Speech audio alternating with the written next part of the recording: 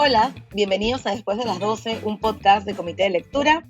Soy Ana Lucía Mosquera Rosado y el Día de los Derechos Humanos se celebra cada 10 de diciembre, día en el que en 1948 la Asamblea General de las Naciones Unidas adoptó la Declaración Universal de los Derechos Humanos. Los derechos humanos son un tema que se discute poco y también que se malinterpreta mucho, y por eso quería tener hoy a Ana Neira, abogada y exministra de Justicia y Derechos Humanos, para hablar sobre la situación de los derechos humanos en el país y también la relación entre derechos humanos, discriminación y poblaciones racializadas. Bienvenidos y bienvenidas al episodio de hoy. Bueno, estamos aquí con Ana Neira. Ana, muchas gracias por acompañarnos hoy en el podcast. Gracias, Ana Lucía. Qué bonito estar en el podcast con el motivo que estoy hoy, pero además de estar contigo, que te considero una gran amiga, así que lindo poder estar en tu programa. Pues estoy muy contenta realmente que nos puedas acompañar hoy. Este es el programa especial que estamos grabando en el marco del Día Internacional de los Derechos Humanos. Entonces quería conversar contigo, además por tu experiencia de trabajo y por tu carrera, para hablar un poco de los derechos humanos y poder esclarecer qué son, qué no son, por qué son importantes y por qué es necesario que sigamos discutiéndolos aún hoy. ¿Qué son los derechos humanos? Mira, en sencillo como... Claro, como para que todos entendamos. Sí, mira, los derechos humanos en realidad son derechos que están sustentados en una serie de valores específicos. En el Perú tenemos este concepto de derechos humanos vinculado con valores como la dignidad, como la igualdad, ¿no es cierto? Lo importante de utilizar la connotación humanos y no utilizar de repente derechos fundamentales o constitucionales es que incidimos en su protección en un ámbito no solo nacional, sino supranacional, internacional, con parámetros que pueden ser compartidos por otros países en la región, en el mundo, ¿no? Ya no estamos hablando solo de que el derecho a la igualdad, por ejemplo, lo protegemos en el Perú, sino en varios países, en todos los países. Entonces, ese es el componente central de hablar de la noción de derechos humanos, ¿no? Derechos basados en ciertos valores que además son protegidos a nivel internacional, a nivel supranacional y en muchos países del mundo, con parámetros además cada vez más parecidos, ¿no? Ya no cada país como que con su propia interpretación, sino cada vez más con parámetros parecidos que nos brindan los tribunales internacionales también, ¿no? ¿Y por qué, digamos, hacemos esta diferenciación, como mencionabas, entre los derechos fundamentales y los derechos humanos? ¿Qué los hace especiales? ¿Qué los hace diferentes? ¿A qué apelan en su mayoría? ¿O por qué es importante que hablemos de este tipo de derechos de manera específica? En realidad, cuando hablamos de derechos fundamentales, incidimos más bien en su protección en el ámbito nacional, ¿no? O sea, por ejemplo, ¿no? Para seguir con el ejemplo de la igualdad. La igualdad es un derecho fundamental, sí, en el Perú lo protegemos de diferentes maneras, puede ser un amparo, puede ser utilizar otros mecanismos de defensa, pero si yo quiero, por ejemplo, alegar mi derecho a la igualdad y no discriminación en sede internacional, con una interpretación un poco más amplia, utilizaría el derecho humano y me iría a un tribunal internacional, por ejemplo, como la Corte Interamericana, para defenderlo, ¿no? Pero sustancialmente, ojo, no es que sean derechos distintos, o sea, no es como que la igualdad en el Perú es diferente de la igualdad como derecho humano, como derecho fundamental, sino que es un poco para incidir en su protección en otro ámbito mayor. Lo bueno, creo, igual, por lo menos en nuestro país está pasando, es que cada vez los parámetros internacionales también ingresan a la protección nacional, ¿no? Entonces, cada vez la verdad que la diferencia en contenido no es una diferencia, digamos, sustantiva, que haga que protejamos menos o más en determinados países. Más en países como el Perú, que tenemos una cláusula de derechos abierta, ¿no? El Perú tiene un artículo en la Constitución que es medio así, pasa medio desapercibido, que es un artículo bueno, yo en verdad no sé cómo entró en la Constitución, que establece que todo derecho que a pesar de no estar expresamente en la Constitución, pero que se desprenda de ciertos valores como la dignidad, como el Estado republicano, como la forma democrática, es un derecho reconocido y protegido en el Perú, ¿no? Esto es muy valioso y nos ayuda en conjunto con tratados, con otras normativas, a ir ampliando la protección de derechos. Entonces, ¿en qué incidimos, creo, cuando hablamos de derechos humanos? Es justamente en esta posibilidad de protegerlos más allá de nuestro ámbito nacional, con parámetros que sean comunes a las regiones y a los países del mundo.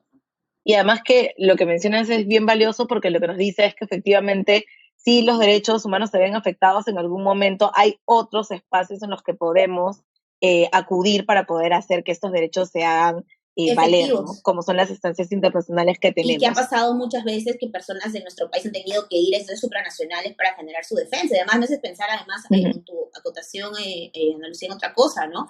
Que ya no estamos hablando tampoco de una protección solo de nacionales de los estados, ¿no? Que en algún momento una interpretación más tradicional decía, solo el peruano, solo el ecuatoriano, solo el chileno, no sé, en su país, ¿no? Cuando hablamos de derechos humanos, estas personas tienen que ser protegidas al margen de que no se encuentren residiendo en su propio país, de que sean extranjeros, que sean migrantes, que además, como sabemos, son población altamente vulnerable, ¿no? Entonces, esto también es Exacto. importante cuando hablamos de derechos humanos, la protección que excede y que no toma en cuenta nacionalidades, sino que está mucho más allá de eso, entendiendo que se prende en la propia naturaleza de las personas, ¿no? Como seres humanos.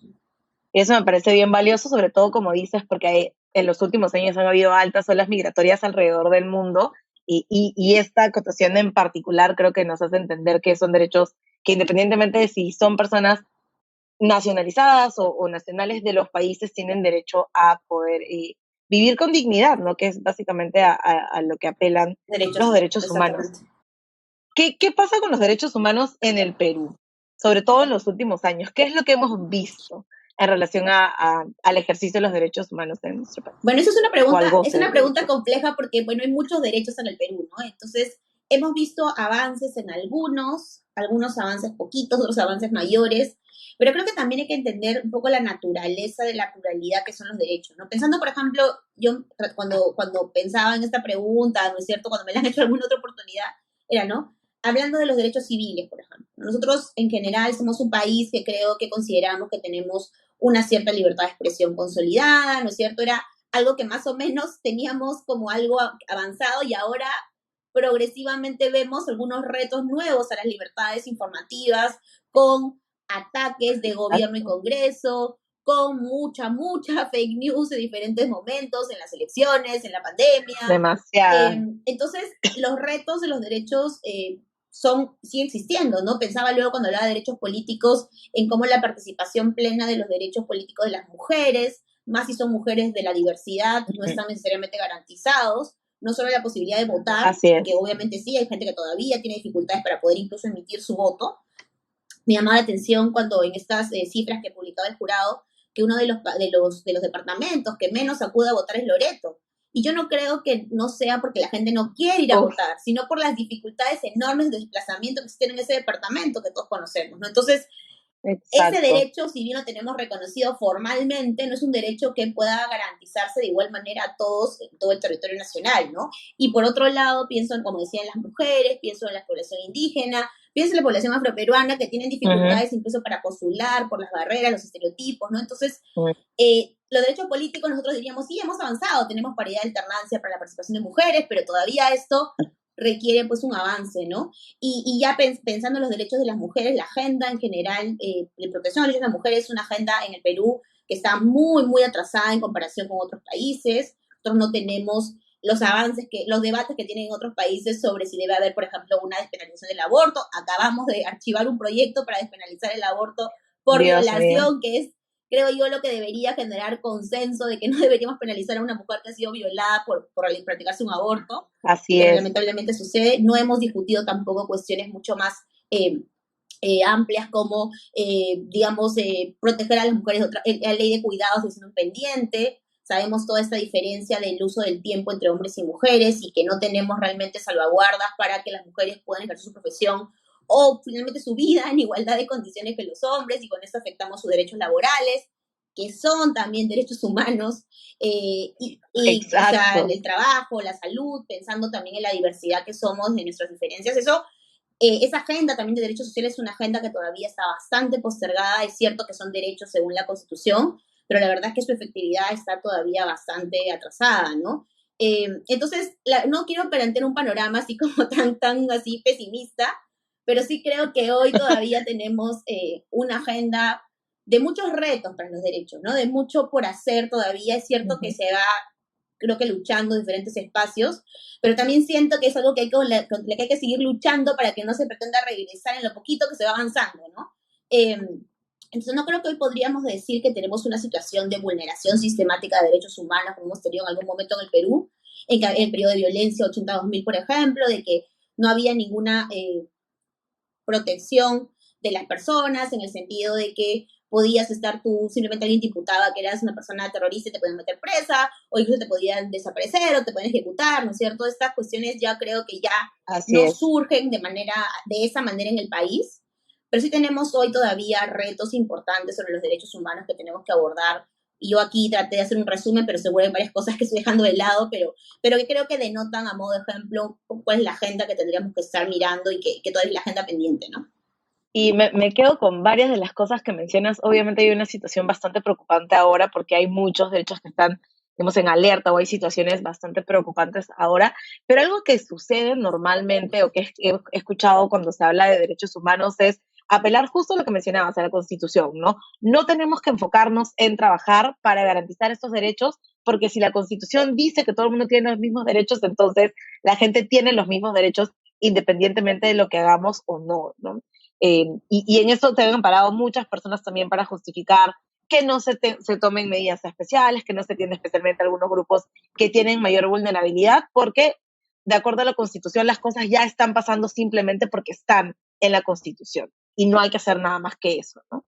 Pero eso, claro, es un error, ¿no? Y probablemente es un error de abogados, hay que decirlo, ¿no? Porque tenemos esta idea de que como la norma reconoce ciertas cosas, ya eso existe en la práctica y eso no es real. No me acuerdo cuando el actual presidente, ¿no? Cuando estaba en campaña decía, tenemos que hacer la salud un derecho fundamental, un derecho humano, ¿no? Y le decían, pero ya está en la Constitución. Claro, sí está en la Exacto. Constitución, pero no es que sea efectivo para todos y para todos y todas de la misma manera, ¿no? Y esto que ni siquiera hemos hablado de la agenda de la población LGTBI, que ya es una agenda que está absolutamente desatendida en nuestro país, ¿no? Y que es muy preocupante, por ejemplo, que ni siquiera estemos discutiendo cuestiones como cuidarlos frente a la violencia o dar condiciones de subsistencia a personas trans que sabemos con la dificultad que tienen para conseguir un trabajo, en fin, ¿no? Eh, Esas agendas en Sí. el Perú no son lamentablemente todavía parte de la agenda prioritaria y mucha gente sigue pensando de que la prioridad de la agenda LGTBI sigue siendo el matrimonio igualitario, que me parece bien que lo pensemos, que debe ser, que hay una opinión consultiva de la Corte que dice que tiene que ser, pero también tenemos que pensar en las necesidades más inmediatas de personas que son parte de la población LGTBI que necesitan ser atendidas inmediatamente, ¿no? Y eso tampoco Así es. es hoy parte de la agenda de derechos en el país, ¿no? Y claro, nuevamente tú haces bien, Ana Lucía, la cuestión de que hay cosas que están en la Constitución y que no se dan de manera efectiva, y luego tenemos cosas como lo que vamos a hablar, que ni siquiera se piensa siquiera ponerlo en la Constitución en una ley, ¿no? O sea, están completamente fuera del debate. De ninguna manera. Y entonces ahí también tenemos que hacer una incidencia distinta, probablemente un poco más difícil con la sociedad altamente conservadora en la que vivimos, ¿no? Sí, definitivamente, ¿no? Hay cosas que ni siquiera están colocadas en la agenda, ni siquiera se piensan, o cosas que se proponen que están dentro del marco de la Constitución, que se entienden como extras o como cosas adicionales que se tienen que hacer para generar una cierta ventaja para algunos grupos, ¿no? Quería discutir también contigo sobre lo que plantea el Plan Nacional de Derechos Humanos sobre los grupos de especial protección, que son estos grupos que han sufrido cierto nivel de vulnerabilidad histórica por características ya sean naturales o adquiridas y que necesitan ser atendidos, ¿no? ¿De qué manera podemos entender la desigualdad, la discriminación y la violencia de estos grupos en particular eh, en relación a un atentado contra sus derechos humanos? Sí, yo creo que algo positivo, o sea, primero pensemos por algo, en medio de todo lo terrible que es puesto, creo que empezar por algo positivo, ¿no? O sea, yo creo que ya el hecho que tengamos un Plan Nacional de Derechos Humanos que por lo menos identifique ciertas poblaciones en situación de vulnerabilidad es algo positivo, ¿no? Sí, Porque nos da por lo menos un mapeo de las dificultades que atraviesan. Además, Plan, que hay que recordar, se trabajó en coordinación con quienes son parte de estos colectivos, como tiene que ser con ese tipo de cosas, sino como los burócratas sí, sentados pensando que sabemos todo. Bueno, yo antes también era burócrata. Pensó que sabemos todo sobre todo, ¿no? Creo que es bien importante estos espacios de consulta y, bueno, en fin, construir esto, ¿no? ¿Por qué es importante esto? Yo creo porque nuevamente primero nos permite identificar los problemas y nos permite ir pensando también en soluciones, además, medibles a corto, mediano y largo plazo, ¿no? Porque otro de los problemas que sí. tenemos también es que ya identificamos que hay que hacer esto, pero luego pues no sabemos qué acciones estamos adoptando en esa línea, ¿no? Yo creo que eso es como lo positivo. Ahora, cuando comenzamos a identificar los grupos en específico, creo que nuevamente las necesidades son bien diferentes, ¿no? Cuando pensamos, digamos, en el colectivo, que de alguna forma es como el colectivo protegido más de interés del podcast, digamos, cuando pensamos en la población afrodescendiente en el Perú, creo que definitivamente tenemos una agenda pendiente muy, muy complicada en el sentido de la dificultad que puede ser cambiar estereotipos en un país como este, ¿no? La Uf, propia, la sí. propia, o sea, el propio título del podcast, ¿no? Esta idea, pues, de que hay cierto nivel de inteligencia hasta ciertas horas, ¿no? Esto Sí. que hace, que dificulta incluso el acceso a programas educativos, laborales, a diferentes oportunidades, es una cosa que forma parte tal vez lamentablemente de la estructura de la sociedad, ¿no? Y quienes pretenden decir que en el Perú, por ejemplo, no hay racismo o no hay violencia, creo que se están negando a ver la realidad, ¿no? Lo hemos visto en episodios que se han hecho públicos, lo vivimos, seguro tú lo vives, yo también lo vivo en diferentes momentos de mi vida. Entonces, eh, creo que el hecho de que las políticas públicas de alguna manera traten de enfrentar eso con las dificultades que se generan ya es algo bueno, ¿no?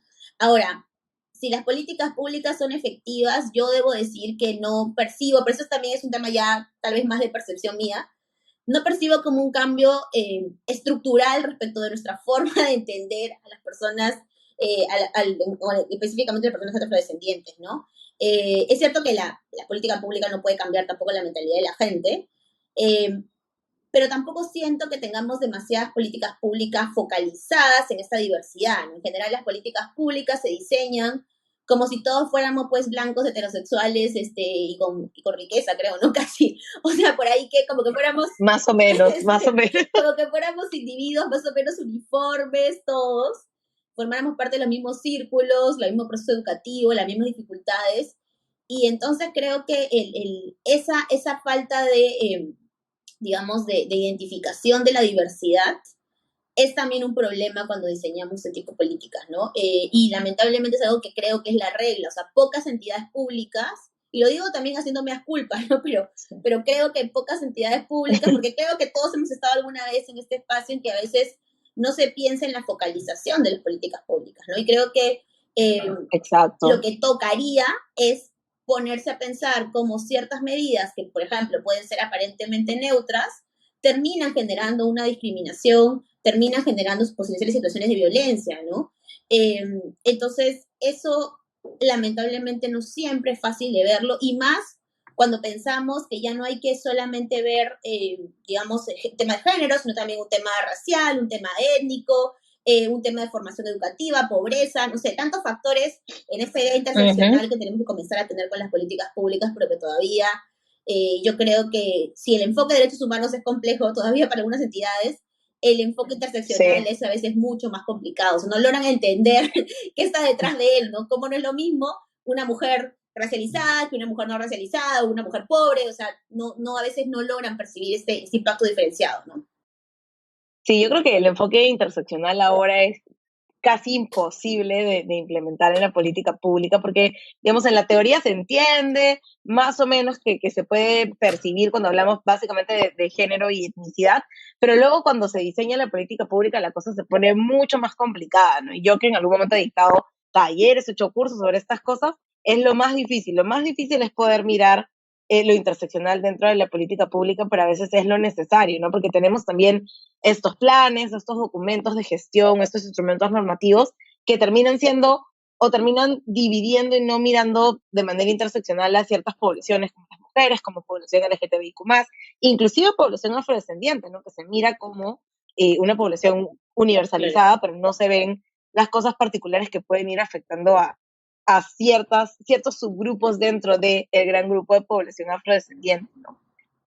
Ana, ¿qué herramientas crees que podrían ser útiles para poder promover los derechos humanos, específicamente hablando de poblaciones racializadas? Yo pensaría pueblos indígenas y población afrodescendiente, que son los que están además colocados dentro del plan nacional. Sí, yo creo que una cuestión que a veces se deja de lado es también la importancia de la difusión de los derechos, ¿no? Que es algo que creo que es Sí, consustancial la idea de ciudadanía para todos y todas, pero sobre todo para quienes lamentablemente suelen ser de manera sostenida y sistemática víctimas de discriminación, de violencia, de distinto sí, tipo, ¿no?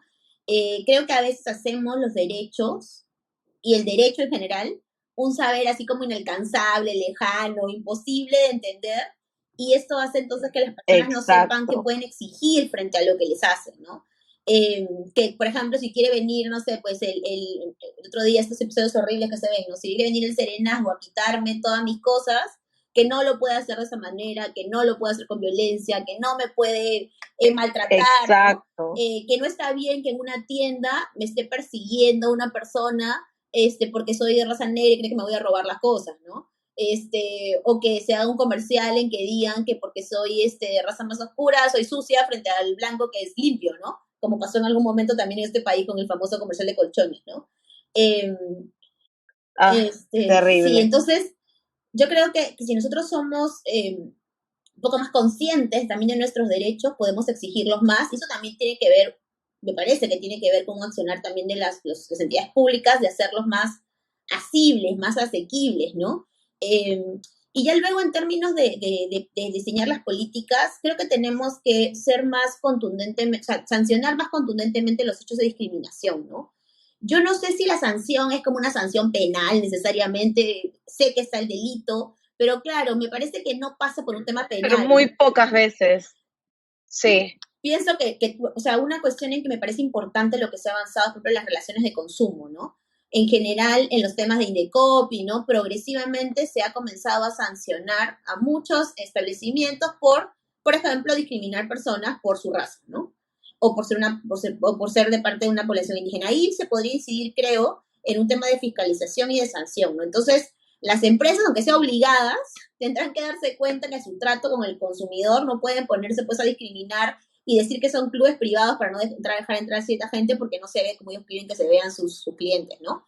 Eh, entonces, yo Exacto. creo que sí, sí, eso puede ser un mecanismo para que por lo menos las relaciones, digamos, de consumo públicas vayan corrigiendo un poco su accionar, ¿no? Pero también creo que es un rol, como decía, de las entidades en el sentido de la difusión, pero también de las entidades en el sentido de tampoco ellos discriminar, ¿no? Porque así como no sé, pues el hotel no te deja entrar porque te ves de cierta manera, o el restaurante no te deja entrar de esa manera, igual lo puede hacer eventualmente el Estado, ¿no? Pensemos en la forma como se refiere a veces a ciertas personas, a cierta población indígena, o cómo les quita oportunidades o les quita posibilidades de estar, ¿no? En el espacio público. Entonces, creo que eso también, y luego cierro solo pensando también ahora que lo decía en un tema de representación, ¿no? Creo que también es necesario que los espacios públicos también tengan personas que tengan esos rasgos diferenciados. Y como siempre decimos nosotras, que hemos conversado esto varias veces, que el vocero, que la persona que salga en todos los espacios no sea pues el hombre blanco heterosexual sentado hablando sobre su tema como experto, como única persona, ¿no? Creo que la representación en los Exacto. medios, en el debate público, de personas racializadas, de personas no convencionalmente, digamos, no de los círculos convencionales, es también importante y tenemos que irla abriendo, porque eso también hace que estos nuevos ojos también ayuden incluso en la toma de decisiones. O sea, yo, por ejemplo, he sido parte de un gabinete en el que teníamos, en verdad, me parece una racialidad más o menos, unas razas más o menos diversas, ¿no? Creo que no, yo por lo menos no me considero tan blanca, no me considero nada blanca, en verdad. Y estaba muy orgullosa de ser parte de un espacio en el que sentía que no predominaba, pues, o sea, no digo, no quiero con esto hablar de tratar mal, por supuesto, a las personas que son de raza blanca, pero sí creo que es importante que tengamos personas diversas en espacios de toma de decisiones para que también se tome en cuenta su perspectiva. Frente a esto, yo cuento solo un episodio y bueno, que me parece que ya puedo contarlo todo el tiempo que ha pasado, que por ejemplo, yo recuerdo cómo yo renegaba con el modo como se fiscalizaba el uso de playas, ¿no?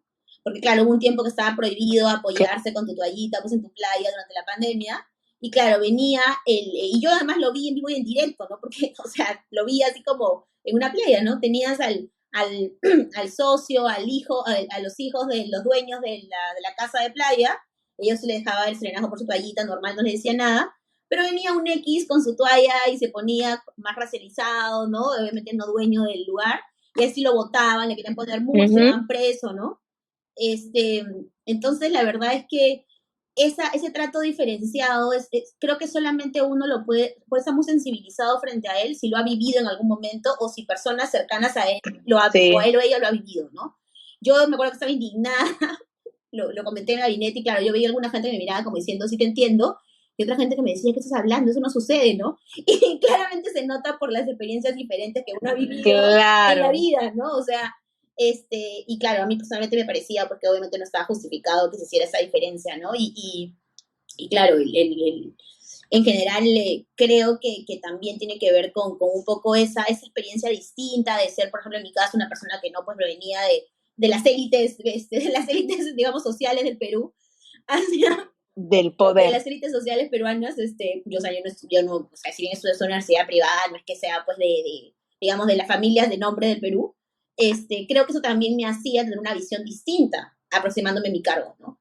Que probablemente no tendría alguien que lo sea, nuevamente sin desmerecerlo, pero creo que los dos enfoques presentes hacen que la visión sea más rica y entonces no probemos políticas solo pensando, pues, en Casuarinas, en Soquehuanca y San Isidro, sino en todo el Perú y su diversidad. Además, yo soy de Lima, ¿no? Me parece valioso que también haya una persona que sea de otro lugar del Perú para que también tenga su enfoque y pueda aportarnos. Creo que eso es lo que deberíamos también apuntar, ¿no? Personas diferentes representadas en espacio de toma de decisión y en el debate público, ¿no?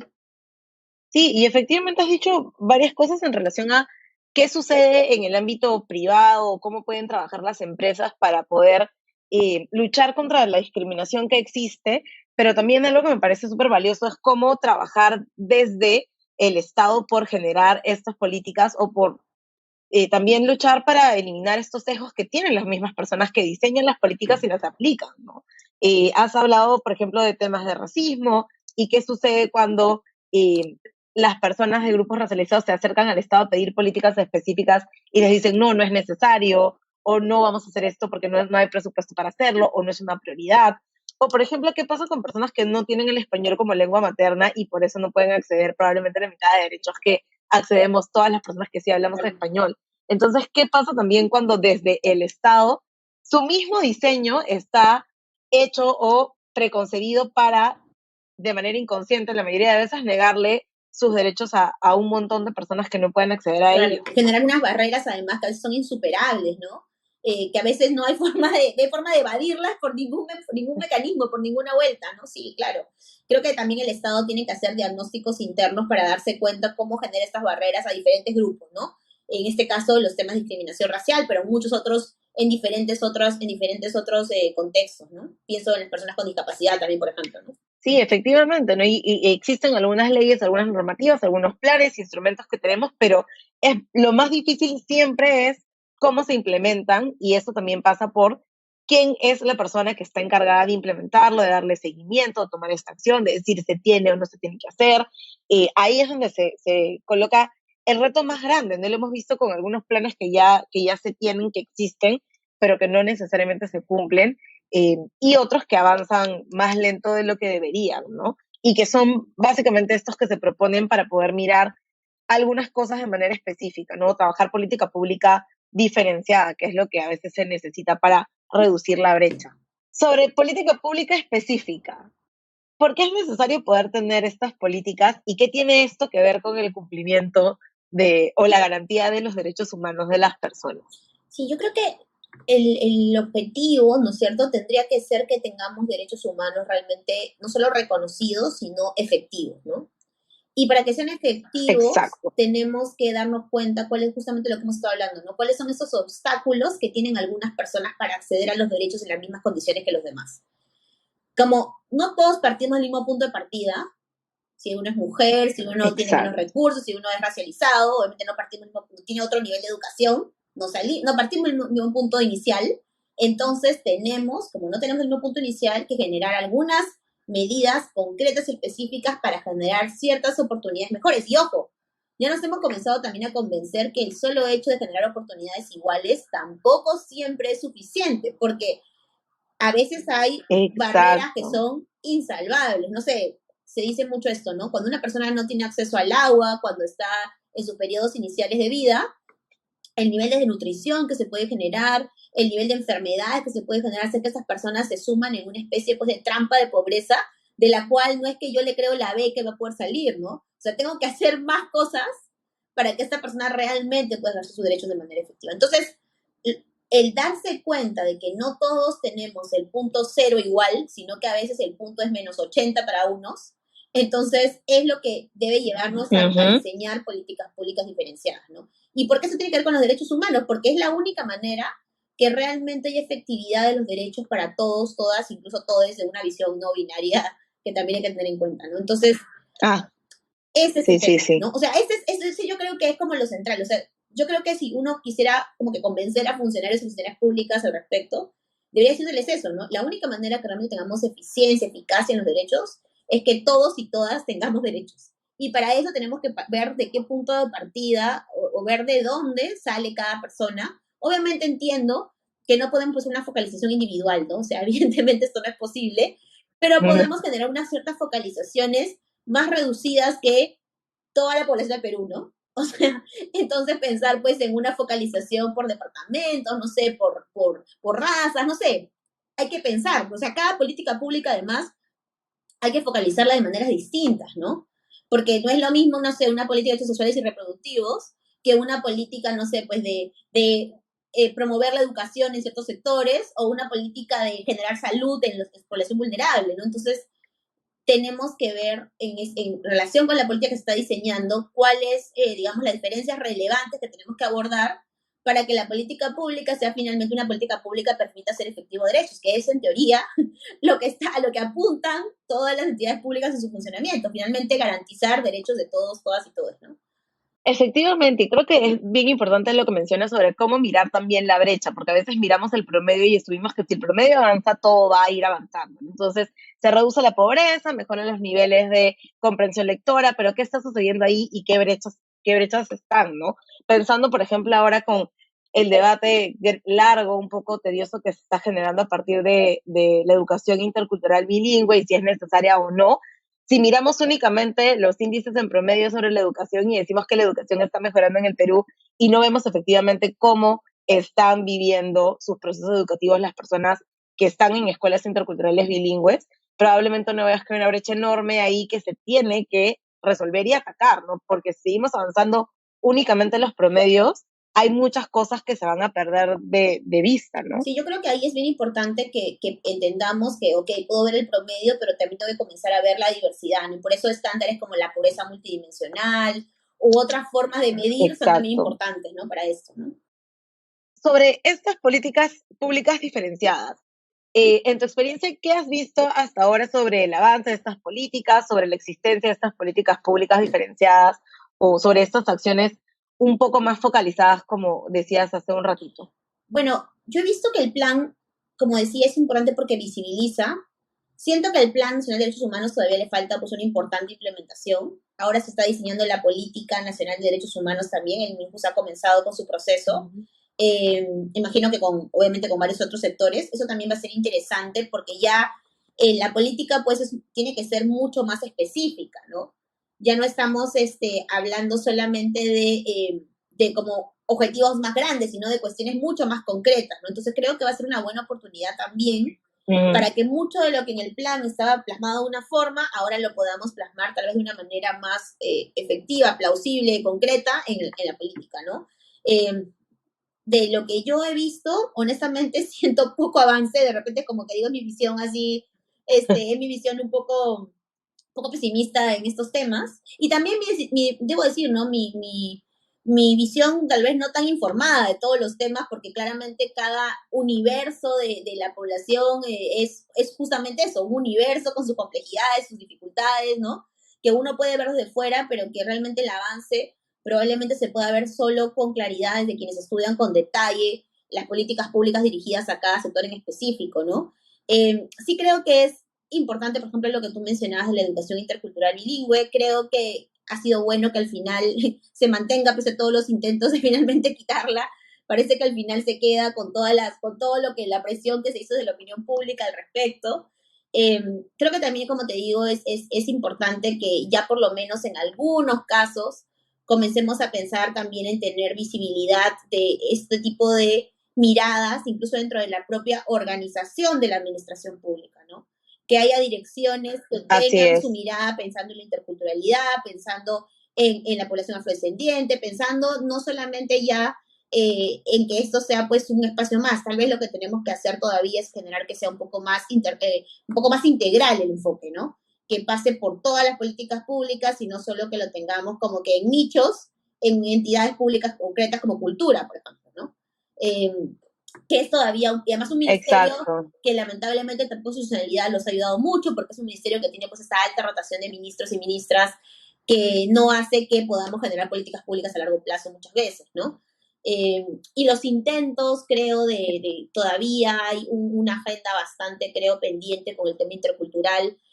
La consulta previa es tal vez lo que más podemos mostrar, pero con todas las dificultades que se han generado, con índices de retroceso, con decisiones También. judiciales, el propio tribunal que se acaba de ir tomó una serie de decisiones en contra de la consulta previa, casi para desaparecerla o quitarle contenido, ¿no? Entonces, Increíble. claro, uno comienza a darse cuenta, como decís un rato, que varias de las cosas que avanzan, luego tienes que pelear para no perderlas. Entonces, creo que cuando uno piensa generalmente en interculturalidad, piensa, por ejemplo, en la consulta, y creo que todavía es una cuestión en la cual falta muchísimo. Es cierto que no es propiamente un derecho al veto, pero debería ser una verdadera consulta, ¿no?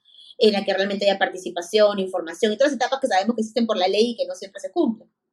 Pienso también en términos Exacto. electorales en la famosa cuota indígena, que no termina hoy todavía siendo una cuota que permite una participación real y efectiva de la población indígena y por supuesto no se considera la población afrodescendiente. En algún momento yo conversé sobre esto con Trajano el jurado y claro, se decía que era muy complicado incluirla porque la identificación, ¿no? Pero claro, ahora que yo misma tengo otro enfoque, digo, deberíamos hacer el esfuerzo, ¿no? Hacer esta identificación y poder eventualmente también considerarlos dentro de esta cuota que además tiene dificultades porque no la propia noción de identificación es compleja, ¿no? Claro, obviamente el aspecto subjetivo es Súper. importante, pero a veces creo que para cubrir cuotas los partidos políticos terminan haciendo que se autoidentifique gente que realmente no se autoidentifica como indígena, no solo para cumplir la cuota y no quedarse en la lista, y eso no genera una verdadera representación, y esto sin decir que los ponen en los últimos lugares de las listas, en las candidaturas, para hacerles más difícil poder ser electos o electas, ¿no?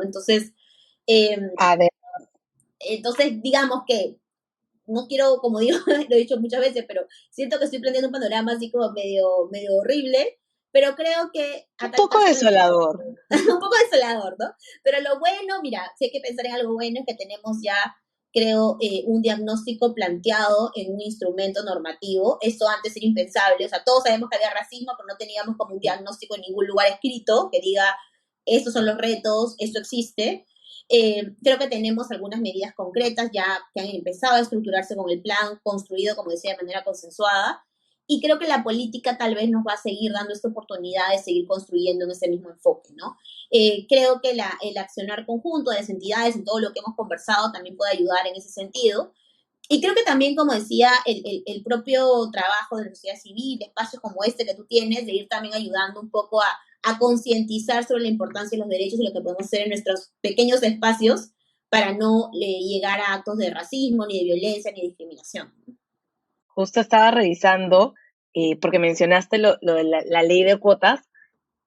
¿Cuáles son estos retos o qué es lo que pasa con las cuotas? Que es un problema que tienen todos los países. Justo hace unos días recibí una publicación sobre los 10 años de la ley de cuotas en Brasil, que también tiene que ver con esto, ¿no? Con un análisis de cómo identificar quiénes son afrodescendientes, realmente ayudan o no tener cuotas de representación. En el caso de Brasil, tienen muchas cuotas, por ejemplo, para espacios públicos, para empleos en sector público, para ingreso a universidades, y cómo podemos realmente establecer un sistema de cuotas que garanticen participación y que no solamente sean eh, efectivas porque se tienen que hacer, pero que realmente no tengan un resultado a largo plazo, ¿no? Hablabas ahorita de cómo colocan a las personas indígenas o a veces de las mujeres en los últimos, en el último lugar de las listas y es mucho más difícil que sean elegidas. Y eso tiene que ver también con esta idea de cómo nuevamente volver a esta idea de cómo sensibilizamos a las personas para entender que efectivamente esto no tiene nada que ver con el progresismo que importamos de otros lados o de una agenda oculta que tenemos, sino que tiene que ver con realmente poder garantizar todas las condiciones mínimas para que todas las personas puedan desarrollarse en condiciones de equidad, ¿no? O que puedan tener las mismas oportunidades y sin importar el contexto que tengan o cuáles son estas condiciones preexistentes que a veces hacen que estén en una condición de desventaja prácticamente desde que nacen, ¿no? Sí, bueno, esa es una cuestión muy complicada, creo, pero también pienso que puede ser una cuestión que se puede lograr con accionar individual y no necesariamente esperando como que el accionar colectivo, estatal, ajeno, ¿no? Es curioso cuando uno, el otro día miraba estas cifras, cuando le preguntan a uno si es si discrimina o si su círculo discrimina, la gente contesta bajísimamente que sí, pero cuando pregunta si el país es racista o discrimina, ahí sí todo el mundo considera que sí, ¿no? Dice que O no. sea, el país es discriminador, pero uno y sus amigos no discriminan, Pero yo, ¿no? O sea, eso pues obviamente es un contrasentido que tiene que ver también con nuestros propios problemas de autopercepción, ¿no? En el que creemos todos que somos pues buenos y que no afectamos a nadie con nuestro accionar y esto pues es equivocado, ¿no? Eh, y pensando pues en mujeres, obviamente, en personas racializadas, efectivamente, ¿no? Entonces creo que una de las cosas que yo saqué mucho de un viaje que hice hace algunos años era que decían, ¿no? En este país todos pensamos que potencialmente podemos estar en la minoría, ¿no? Y como todos pensamos que podemos estar en la minoría, ajá, entonces todos tratamos bien a la minoría porque sabemos que en algún momento podríamos estar en esta minoría. Y me pareció un enfoque bien, o sea, bien valioso, ¿no? Si, por ejemplo, yo supiera, ¿no? Que yo en cualquier momento puedo estar en esa minoría eventualmente discriminada o tratada de manera racista, probablemente sería menos racista, ¿no? Porque diría, bueno, o no lo sería, lo ideal, ¿no? Porque pensaría yo también puedo ser parte de este grupo eventualmente discriminado, ¿no? Yo no sé si somos conscientes de eso o si tenemos esa percepción en el Perú, ¿no? Tiendo a pensar que no, que hay gente que cree que nunca va a estar en esa minoría y como cree que nunca va a estar en esa minoría, se siente como exacto. legitimada para maltratar o discriminar o violentar al otro, ¿no? Ujú. Esto que se ve terriblemente en algunos distritos de que quieren pues sacar a la gente porque supuestamente no es su lugar, este, porque esta es una zona de otro tipo, porque tú no pareces vivir acá, ¿no? Eh, o sea, realmente son cosas que creo que tenemos que ir descartando y que creo que podemos tratar de hacerlo en nosotros mismos y en nuestros círculos también y dejar de como justificar a nuestros amigos de que no, él no es racista, pero, sino que más bien tratemos de irlo corrigiendo. Por supuesto, no quiero con esto decir que solo basta el accionar individual y que así solucionemos todo, obviamente no.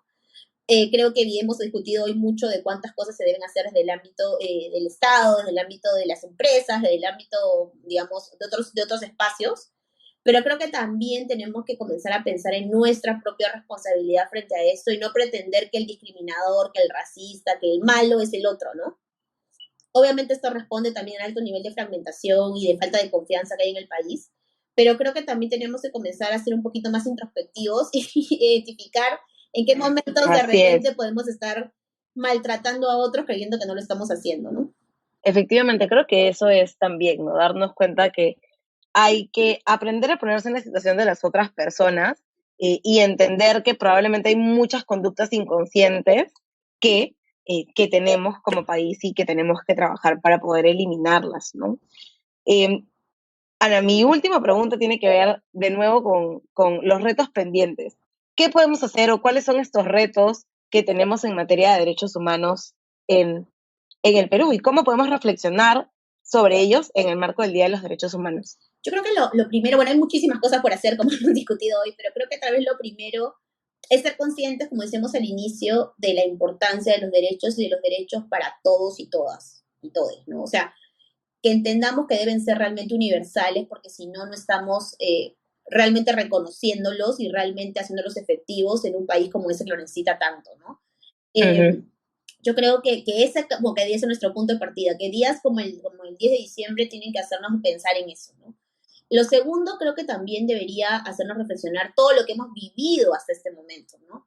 Yo creo que el periodo de violencia 80-2000, por ejemplo, es un periodo que a veces tratamos de no mirar, de no ver. Entiendo a las personas que lo han sufrido más directamente, que no lo quieran ver, porque obviamente es un periodo difícil y tienen todavía que superar algunas cuestiones, pero nosotros que hemos estado tal vez un poco más lejos, ¿no? Porque hemos estado aquí en Lima, por muchos de nosotros, seguro, y lo hemos visto como de lejanamente, creo que deberíamos también reconocer Exacto.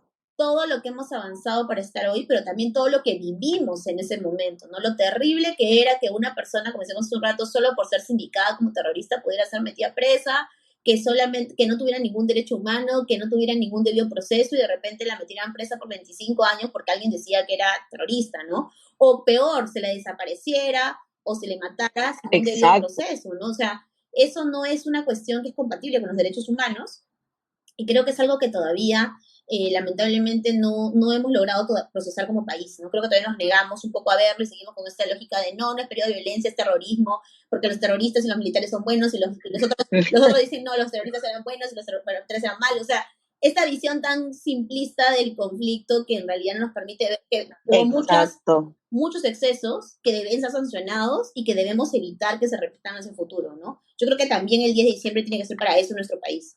Y pensando en los retos, obviamente hay como muchísimo, como hemos dicho, que hacer, pero creo que tenemos que comenzar a pensar en qué acciones se pueden ir priorizando respecto a los diferentes grupos de vulnerabilidad que hemos ido pensando, ¿no?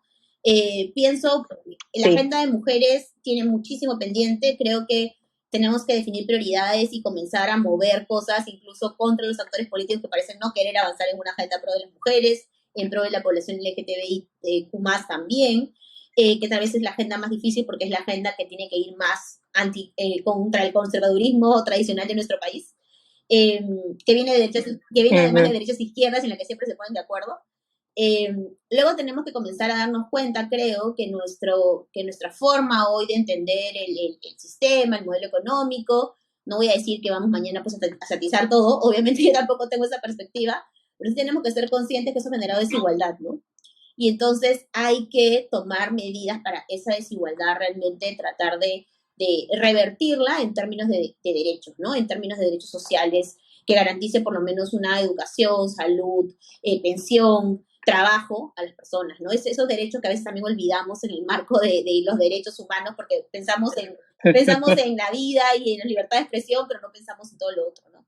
Y creo que también tiene que hacernos reflexionar sobre lo que hemos avanzado y luchar para que no se vaya, ¿no? Es preocupante la situación de la libertad de expresión hoy en el país. Obvio, no voy a decir que estamos como Nicaragua, Cuba o China, ¿no? Pero sí es cierto de que pero están pasando cosas, están pasando muchas cosas. Creo que se ha criticado mucho el informe de la OEA por esto de la sobreinformación. Creo que ha sido sobre libertad de expresión, creo que ha dicho. Pero creo que al margen de la crítica al informe, lo que tenemos que ser conscientes es que de diferentes sectores políticos y desde la propia ciudadanía hay muchas desconfianzas de los medios de comunicación, que hay que hacer un mea culpa también sobre esto y comenzar a tomar algunas acciones y también exigir a los poderes públicos que respeten la libertad de expresión, aun cuando no les guste lo que se diga en los medios de comunicación. Efectivamente. Entonces yo creo que, bueno, el 10 de diciembre este año nos coge como con muchas agendas en paralelo, agendas que hay que decirlo, creo también, y tal vez esa es mi última reflexión, no deberíamos entender que unas deben ir primero que las otras, ¿no? Porque ese creo que también es el constante problema en el país, ¿no? Como no es tan importante tu colectivo LGTBIQ+, entonces de aquí a 5 años, ¿no? Como la progresión racializada, bueno, pero viene bien, no le pasa nada, entonces ya de aquí a 2 años más, ¿no? O sea, las agendas pueden ir en paralelo con las competencias de las entidades públicas sin necesidad de que una tenga que estar delante de la otra, ¿no? Claro, no es una competencia de qué es más urgente o quiénes son las personas más vulneradas, más afectadas, ¿no? Y por tanto se tienen que atender primero. Evidentemente hay que priorizar recursos, evidentemente va a haber que tomar algunas decisiones, pero eso no quiere decir que algunas cosas sean más importantes que otras y que no pueda, hay cosas, en verdad, tú lo sabes, que has trabajado también en función pública mucho tiempo, que hay cosas que a veces ni siquiera requieren como un costo enorme, sino simplemente un poco de voluntad política, un poco de especialidad técnica y diseño, y sacas un decreto supremo bien hecho y ya puedes hacer cosas, ¿no? Entonces, esta idea de que hay que sacar siempre nuevas normas y gastar cantidades ingentes de dinero tampoco es real en términos de políticas públicas, ¿no?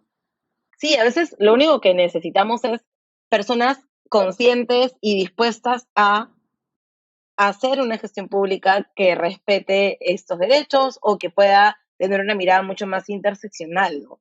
A veces yo casi siempre pienso que la mayor parte del trabajo de la gestión pública está en la mano del gestor, ¿no? Quien se encarga de hacer la política, quien se encarga de hacer la operativa, quienes finalmente son los operadores de política que se van a encargar que realmente la política llegue a las personas, ¿no? Porque los documentos existen, están ahí, se hacen, pero si no hay realmente personas que hagan que estos documentos sean efectivos, y realmente los documentos no son tan útiles como parece. Exactamente.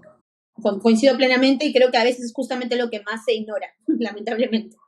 Bueno, nos queda mucho que discutir, pero creo que es importante en el marco del Día de los Derechos Humanos tener esta visión y, como dices, reflexionar sobre todas las cosas que están pasando. Están pasando demasiadas cosas ahora. Y hay muchas cosas que han cambiado, pero algunas otras que no tanto, y creo que es un momento perfecto también para ver también qué podemos hacer, pero hacernos más conscientes y más sensibles efectivamente una sociedad mejor para todo el mundo también es una sociedad en la que todas las personas tengan realmente los mismos derechos más allá de la Constitución, más allá del papel y que puedan alcanzar su potencial, ¿no? Sin ningún impedimento para ello. Exacto. Incluso descubrir su potencial que a veces está tan escondido en medio de que tengo que subsistir, ¿no?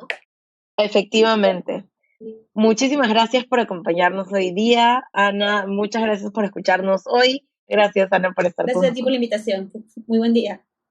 Lo primero que quiero decir es que este episodio se grabó antes de la serie de sucesos que nos han afectado en las últimas semanas y que han generado una crisis política y social tremenda en nuestro país.